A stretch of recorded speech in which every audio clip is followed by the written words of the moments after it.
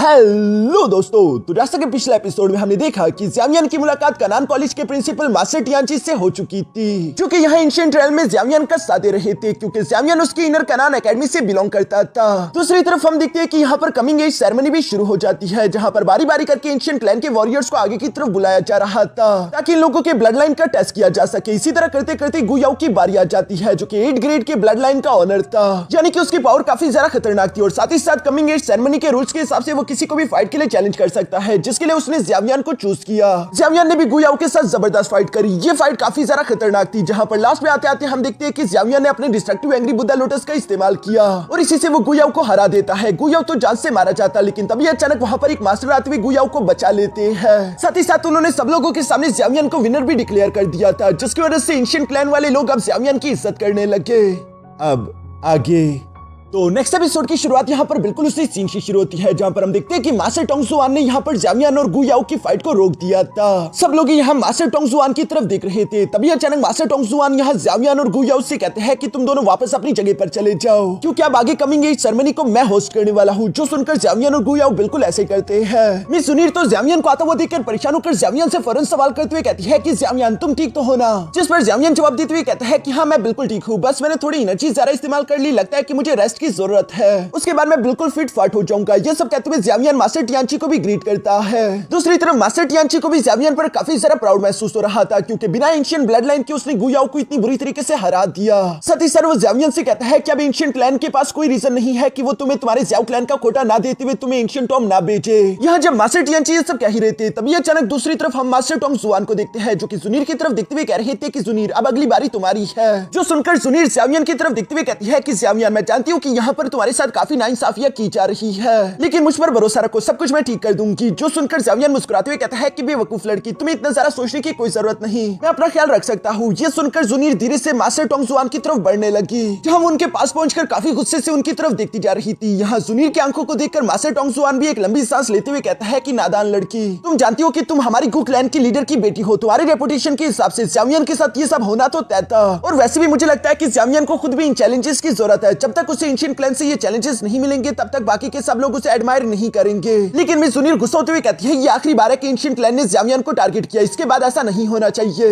जिस पर मास्टर टोंगजुआन जवाब देते हुए कहता है कि वैसे भी ज़्यावियन ने अपनी ताकत का इस्तेमाल करते हुए सब लोगों के सामने ये बात साबित कर दी कि उससे पंगा लेना अच्छा नहीं, तो मुझे नहीं लगता कि बिला वजह लोग ज़्यावियन को परेशान करेंगे। जो सुनकर मिस जुनीर जवाब देते हुए कहती है कि अच्छा ठीक है, चलो अब सेरेमनी को शुरू करते हैं। मास्टर टोंगजुआन भी जुनीर की ये बात सुनते ही फौरन से इशारा करके वहां पर टेस्टिंग प्लेटफॉर्म को समन कर चुका, जिस पर मिस जुनीर धीरे से फ्लोट करते हुए आ जाती है। सब लोग मिस जुनीर के टेस्ट के लिए काफी ज्यादा एक्साइटेड थे, लेकिन सबसे ज्यादा एक्साइटेड तो इस वक्त ज़्यावियन था, जो कि प्यार से जुनीर की तरफ देखते हुए कहता है कि जुनीर मैं देखना चाहता हूँ कि इस बार तुम लोगों को किस तरह से सरप्राइज करती हो। इसी के साथ हम देखते हैं कि मिस जुनीर का टेस्ट शुरू हो जाता है। उसकी बॉडी से निकलती हुई एनर्जी ऊपर स्टार क्रिस्टल में जा रही थी, जिसकी वजह से नीचे की तरफ मुझे बारी बारी करके छोटे स्टार क्रिस्टल ने चमकना शुरू कर दिया था, और इसी तरह इन स्टार्स की तादाद बढ़ते बढ़ते 9 तक पहुंच जाती है, जो देखकर तो सब लोग ही सरप्राइज हो गए थे।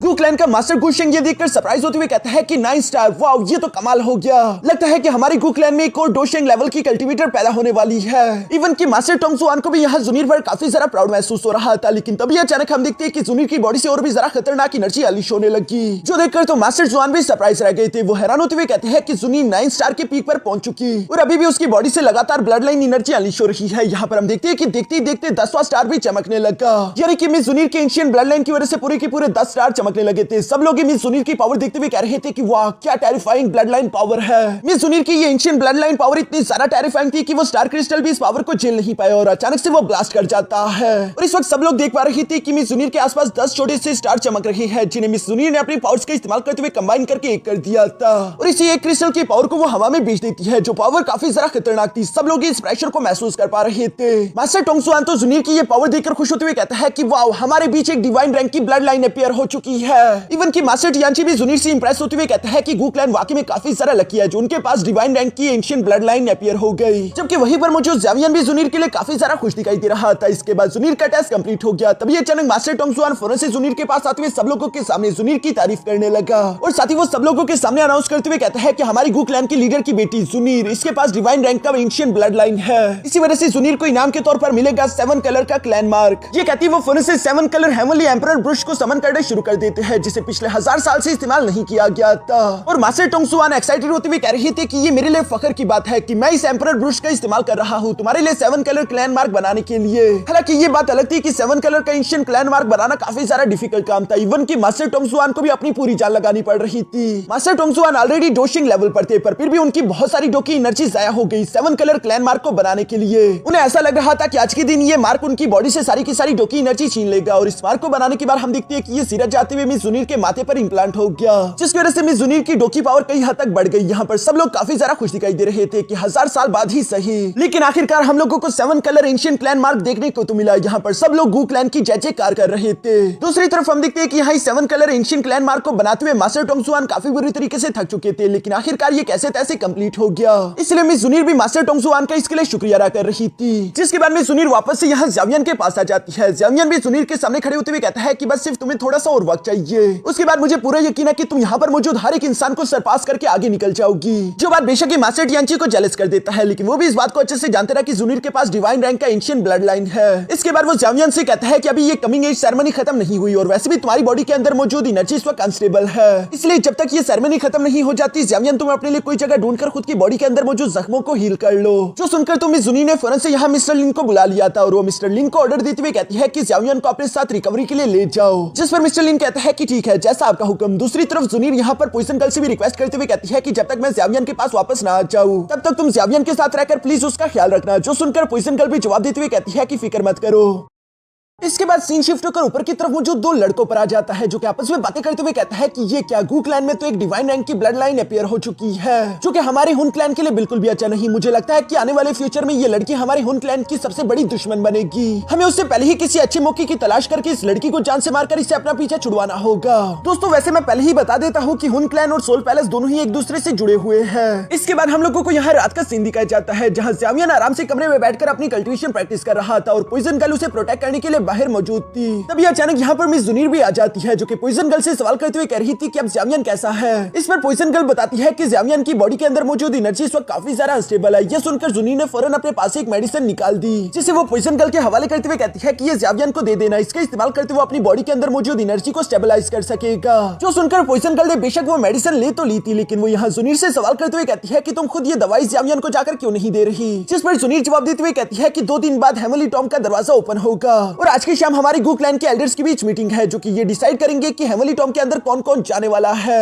मुझे लगता है कि वो लोग जरूर ज़ावियन को नुकसान पहुंचाना चाहेंगे, इसलिए मैं उस मीटिंग की तरफ जा रही हूँ। जो सुनकर पॉइजन गर्ल जवाब देते हुए कहती है कि अच्छा ठीक है, तुम आराम से जा सकती हो, पीछे की तरफ ज़ावियन की हिफाजत करने के लिए मैं यहीं पर मौजूद हूँ। जो सुनकर जुनीर पॉइजन गर्ल से कहती है कि इस बार चाहे जो मर्जी हो जाए मैं अपनी पूरी चाल लगा दूंगी ताकि ज़ावियन ज़ाओ क्लैन को हेवनली टॉम में रिप्रेजेंट कर सके। इसके बाद सीन शिफ्ट होकर दूसरी तरफ गू क्लैन के एल्डर्स की मीटिंग पर आ जाता है, जहाँ पर मास्टर टोंगसुआन सब लोगों से कह रहे थे कि हम लोग अच्छे से जानते हैं कि टोटल 8 एंशिएंट क्लैंस है और हर एक क्लैन के लिए हेवनली टॉम में जाने के लिए सिर्फ 2 ही सीट्स अवेलेबल थी और रूल्स के हिसाब से अगर कोई एंशिएंट क्लैन अपने वॉरियर्स को यहाँ पर नहीं भेजता तो उनकी सीट्स भी हमें मिल जाएगी। पर फिलहाल ये लोग यही डिस्कस कर रहे थे कि हमारे पास 6 कैंडिडेट्स हैं, जबकि हमारे पास सीट्स की कमी है, अब हम क्या करें। इस पर वहीं पर मौजूद एक एल्डर कहता है कि हमारे पास ज़ाओ क्लैन की सीट्स अवेलेबल है। ये सुनकर दूसरा एल्डर जवाब देते हुए कहता है लेकिन ज़ाओ क्लैन का एक लड़का ज़ावियन आया हुआ है, क्या तुम लोगों को नहीं लगता कि ज़ावियन को वो सीट मिलनी चाहिए। इस पर मास्टर गुशेंग जवाब देते हुए कहता है कि नहीं, ज़ाओ क्लैन ऑलरेडी कई सालों पहले ही डिक्लाइन हो चुका और चूंकि अब ज़ाओ क्लैन के किसी भी मेंबर के पास एंशिएंट ब्लड लाइन नहीं है तो मुझे नहीं लगता कि उन्हें ये सीट मिलनी चाहिए। मुझे पूरा यकीन है कि ज़ावियन इस बात को समझ पाएगा, हम उसकी सीट अपने लिए लेंगे। ये सुनकर तभी अचानक वहां जुनीर आ गई, जो कि कहती है कि नहीं ऐसा नहीं होगा। ये सुनकर सब लोग नीचे की तरफ देखने लगे, जहां से जुनीर धीरे धीरे सामने की तरफ आ रही थी और वो कहती है कि तुम लोग इस तरह से नाइंसाफी नहीं कर सकते।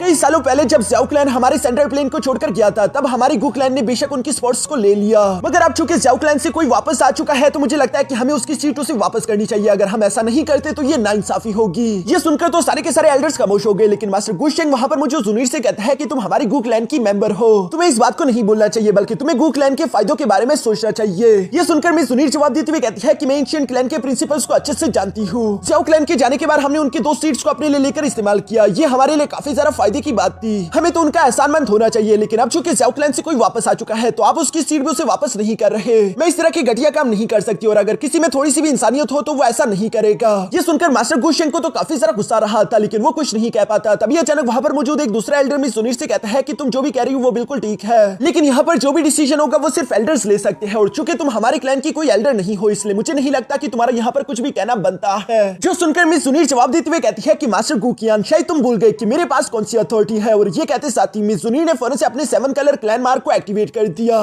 जिस क्लैन मार्क की पावर तो काफी सारा टेरिफाइंग थी। मास्टर टोंगसुआन ये देखकर बाकी के सारे एल्डर से कहता है कि हाँ, हम ये बात अच्छे से जानते हैं कि जिसके पास भी 7 कलर का एंशिएंट क्लैन मार्क होगा उसका क्लैन में स्टेटस काफी सारा ऊंचा हो जाता है। इस वक्त जुनीर का स्टेटस तुम में से भी कई सारे एल्डर से ऊंचा है, इसी वजह से हमें जुनीर की बात सुननी चाहिए। हमारी गु क्लैन ने ज़ियाओ क्लैन के स्पोर्ट्स को काफी अरसे तक इस्तेमाल किया, अब वक्त आ चुका है कि हम उनकी सीट को वापस कर दे। जो सुनकर तो सारे के सारे एल्डर्स अपना मुंह बनाने लगे, लेकिन कोई भी कुछ नहीं कह पाता। इसलिए मास्टर टोंगसुआन कहता है चूंकि किसी को भी कोई ऑब्जेक्शन नहीं है इसलिए फैसला हो चुका कि ज़ियाओयान को वो सीट मिलेगी। जुनीर जाके ज़ियाओयान को बता दो कि वो हेमली टॉम के लिए खुद को तैयार कर ले। जो सुनकर मिस जुनीर भी फौरन यहाँ से रवाना हो गई। मिस जुनीर के जाने के बाद मास्टर गुशेंग मास्टर टोंगसुआन से सवाल करते हुए कहता है कि हेमली टॉम के अंदर महान ज़ियाओ जुआन की कब्र भी मौजूद है, जिस तक हमारे क्लैन का कोई भी मेंबर नहीं पहुंच पाया। उनकी ये फिक्र भरी बात सुनकर तभी अचानक वहां पर किसी की आवाज सुनाई दी, जो कि कह रहा था कि तुम फिक्र मत करो, ज़ियाओ जुआन की टेक्निक्स और मेथड्स काफी सारा मिस्टीरियस थे। इवन कि अगर मैं भी वहां पर चला जाऊं तब भी मेरे सक्सेसफुल होने के चांसेस सिर्फ 50% है। ज़ियाओयान का तो कोई चांस नहीं कि वो ज़ियाओ जुआन की लेगेसी को हासिल कर सके, इसलिए तुम सब लोग अब यहाँ से जा सकते हो।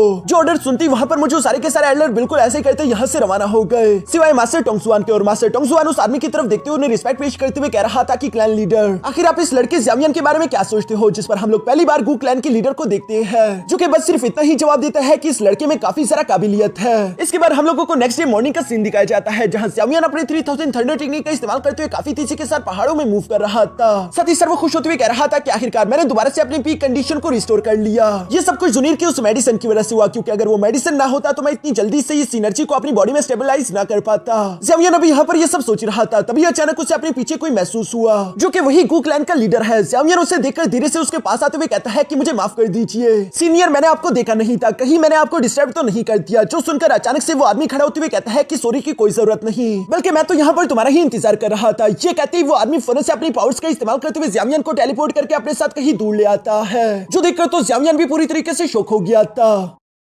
दूसरी तरफ वो आदमी ज़ियाओयान से कहता है कि मैंने इस बात की उम्मीद बिल्कुल भी नहीं की थी कि ज़ियाओ क्लैन के एंशिएंट ब्लड लाइन के खत्म होने के बाद वो तुम जैसे किसी एक्सीलेंट वॉरियर को पैदा कर पाएंगे। जो सारी बातें सुनकर दूसरी तरफ ज़ियाओयान खुद को इंट्रोड्यूस करवाते हुए कहता है कि मेरा नाम ज़ियाओयान है, क्या सीनियर मैं जान सकता हूँ कि आखिर आपका नाम क्या है? जिस पर वो आदमी जवाब देते हुए कहता है कि हाँ, मैं जुनीर का फादर गु क्लैन का लीडर गु युआन हूँ, तुम्हें इतना सारा घबराने की कोई जरूरत नहीं। जो सुनकर दूसरी तरफ ज़ियाओयान हैरान होते हुए कह रहा था कि क्या जुनीर का फादर, लेकिन फिर वो थोड़ी देर सोचने के बाद यहाँ मास्टर युआन से सवाल करते हुए कहता है कि वैसे आप मुझे क्यों ढूंढ रहे थे? इस पर मास्टर युआन कहता है कि वो टाओशी एम्परर का जेड लॉकेट, क्या वो तुम्हारे पास अभी भी मौजूद है? जो सुनकर तो ज़ियाओयान थोड़ा सा घबरा गया। दूसरी तरफ मास्टर युआन ज़ियाओयान से कहते हैं कि टाओशी एंशिएंट एम्परर के मरने के बाद उसका इंपीरियल रेलिक पीछे की तरफ छूट गया, जिसमें इतनी सारा पावर है कि उसका इस्तेमाल करते हुए कोई भी डोडी लेवल तक पहुंच सकता है। और इसी इंपीरियल रेलिक के लिए सारे के सारे 8 के 8 एंशिएंट क्लैन आपस में एक दूसरे से जंग लड़ना शुरू हो गए थे। बहुत बड़ी जंग हुई, एंड में यही हुआ कि उस इंपीरियल रेलिक के दरवाजे की चाबी बीच में से टूटकर 8 हिस्सों में डिवाइडेड हो गई थी, जिनमें से एक पीस अलग अलग एंशिएंट क्लैन के पास चला गया। और इस वक्त तुम्हारे पास जो जेड पीस मौजूद है वो आखिरी 8वां पीस है। जो सुनकर ज़ियाओयान हैरान होते हुए कहता है कि क्या कहा इंपीरियल रेलिक, और ये कहते ही ज़ियाओयान को याद आया कि वो एक बार पहले भी इस एनर्जी को महसूस कर चुका है। दूसरी तरफ मास्टर युआन ज़ियाओयान से कहता है कि हुन क्लैन काफी अरसे से तुम्हारे पीछे पड़ा हुआ है। दोस्तों, जैसा कि मैं बता चुका हूँ कि हुन क्लैन को अब तुम लोग सोल पैलेस की तरह समझ सकते हो, इसलिए मास्टर युआन ज़ियाओयान से कह रहा था कि हुन क्लैन ने ही तुम्हारे फादर को कैप्चर किया, और ये सब कुछ उसी टाओशी एंशिएंट एम्परर जेड पीस की वजह से हो रहा है।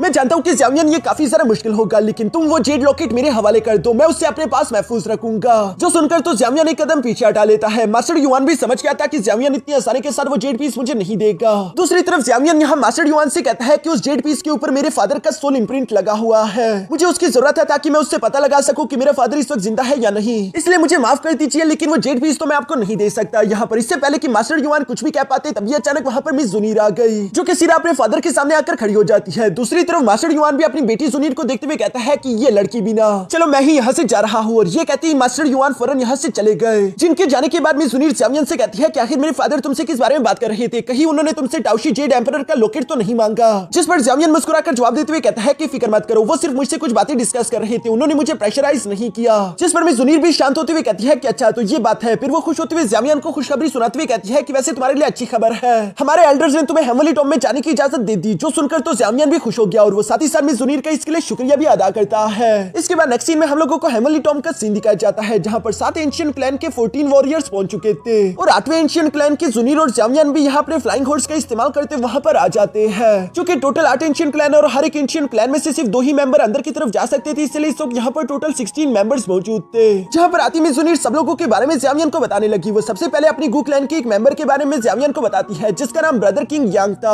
और ये आगे चल के ज़ावियन का काफी अच्छा दोस्त भी बनेगा। इसके बाद मिस जुनीर बताती है कि उस साइड तुम देख पा रहे हो वो दोनों याओ क्लैन से है। इसी तरह मिस जुनीर बाकी की भी क्लैन मेंबर्स के बारे में बताने लगी कि ये यान क्लैन के मेंबर्स है, ये है शी क्लैन के मेंबर्स, ये है ली क्लैन के मेंबर्स और ये है लिंग क्लैन के मेंबर्स। ज़ावियन यान क्लैन के मेंबर्स को तो पहले से ही पहचानता था, उन्हें देखकर वो खुश होने लगा, लेकिन वहीं पर मौजूद 2 इवल लड़कों को देखकर वो समझ जाता है कि ये दोनों यकीनन हुन क्लैन से है। जिस पर मिस जुनीर भी बताती है कि हाँ ज़ावियन तुमने बिल्कुल सही कहा और इनमें से एक लड़का हुनया है जिससे तुम्हें जरा बचकर रहना होगा, क्योंकि वो हुन क्लैन के टॉप जीनियस लड़कों में से एक है जो कि इस वक्त यहाँ हुन क्लैन को रिप्रेजेंट करने के लिए आया हुआ है। ये सुनकर ज़ावियन जुनीर से कहता है कि फिक्र मत करो, जब मैं एंशिएंट क्लैन में शुरू में आया था तो हुनया से पहले ही मेरा आमना सामना हो चुका है। यहाँ पर ये सारी बातें चल रही थी, तभी अचानक वहाँ पर थोड़ी सी हलचल हुई और हम देखते हैं कि मास्टर टोंग जुआन यहाँ पर पहुंच गया, जो कि आते साथ ही अपनी गोल्डन एनर्जी यहाँ हेवनली टॉम के दरवाजे में डालना शुरू कर देता है। साथ ही साथ मास्टर टोंग जुआन सब लोगों को बताने लगा कि तुम में से हर एक क्लैन के सिर्फ 2 मेंबर ही अंदर की तरफ जा सकते हैं। इस हेवनली टॉम के अंदर तुम लोगों को 3 साल का अरसा मिलेगा, तुम में से कोई भी 3 साल से ज्यादा अंदर की तरफ नहीं रह सकता। जैसे ही तुम लोगों के 3 साल पूरे होंगे ये हेवनली टॉम फौरन से तुम लोगों को टेलीपोर्ट करके बाहर भेज देगा।